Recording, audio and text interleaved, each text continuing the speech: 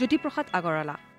ৰূপকোঁৱৰৰ বিশাল শিল্পী সত্তা, অপূৰ্ব সৃষ্টি সম্ভাৰে অসমীয়া জাতিক ভাষা, কৃষ্টি, সংস্কৃতিৰ দিশেৰে সমৃদ্ধ কৰি গৈছে। শিল্পী দিৱসৰ দিনটোত ৰাজ্যবাসীয়ে ৰূপান্তৰৰ শিল্পী লৈ যাচিলে শ্ৰদ্ধাঞ্জলি। গোলাঘাটত অসম চৰকাৰৰ সাংস্কৃতিক পৰিক্ৰমা বিভাগৰ উদ্যোগত কেন্দ্ৰীয়ভাৱে শিল্পী দিৱস পালন কৰা হয়। উপস্থিত থাকিল মন্ত্ৰী অজন্তা নেওগ, অতুল বৰা, সাংস্কৃতিক পৰিক্ৰমা বিভাগৰ সঞ্চালকৰ লগতে কেইবাগৰাকীও বিশিষ্ট ব্যক্তি। অনুষ্ঠানতে কেইবাগৰাকী শিল্পীক চৰকাৰে বঁটা প্ৰদান কৰে। কেইবাগৰাকীও স্বনামধন্য ব্যক্তিক আজি অসম চৰকাৰে বিভিন্ন বঁটাৰে সন্মান প্ৰদান কৰিলে।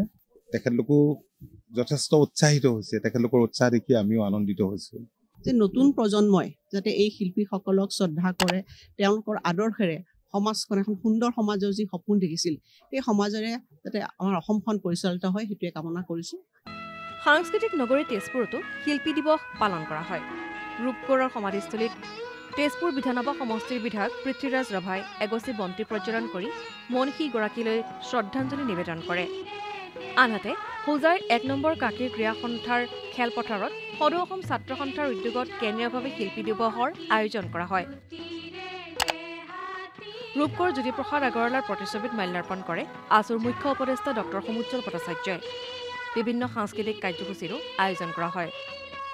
আনহাতে ৰূপকোঁৱৰৰ তামোলবাৰী চাহ বাগিচাত থকা বাসগৃহটি সংৰক্ষণ, সংবৰ্ধন তথা থলুৱা সাংস্কৃতিক উপাদান, গীত মাত, বাৰেৰহণীয়া কলা সংস্কৃতিৰ ভঁৰাল আৰু গৱেষণা কেন্দ্ৰ হিচাপে গঢ়ি তোলাৰ লগতে ঐতিহাসিক আৰু পৰ্যটনৰ কেন্দ্ৰ হিচাপে প্ৰতিষ্ঠা কৰিবলৈ আহ্বান জনাইছে ডিব্ৰুগড় সাহিত্য সভাই। মানস পুত্ৰছবি জ্যোতিপ্ৰসাদৰ তামোলবাৰী বাসগৃহটোতে অলেখ কালজয়ী ৰচনা সৃষ্টি হৈছিল। থলুৱা লোক কলা সংস্কৃতি ক্ষেত্ৰখনৰ গৱেষণা স্থলী হিচাপে স্থাপন কৰাৰ ক্ষেত্ৰত যিটো ভূমিকা। এইদৰে বিভিন্ন কাৰ্যসূচীৰে ৰূপান্তৰৰ শিল্পীগৰাকীক সুঁৱৰিলে ৰাজ্যবাসীয়ে। বাতৰি বিভাগ, DD অসম।